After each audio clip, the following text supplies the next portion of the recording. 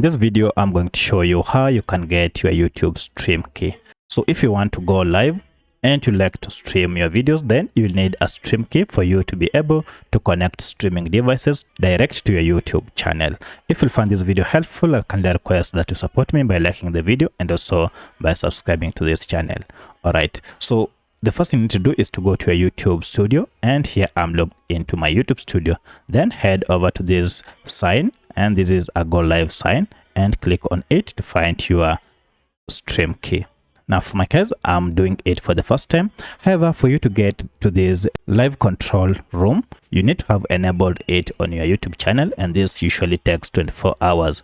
To get started, you can either choose whether you want to start now or later. So I'll just click on any and then choose whether you want to use built-in webcam or streaming software.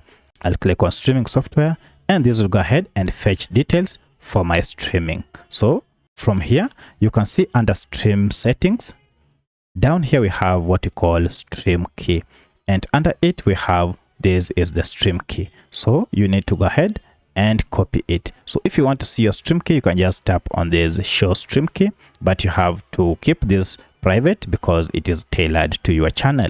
So go ahead and copy this streaming key by clicking on copy, and it will have been copied successfully.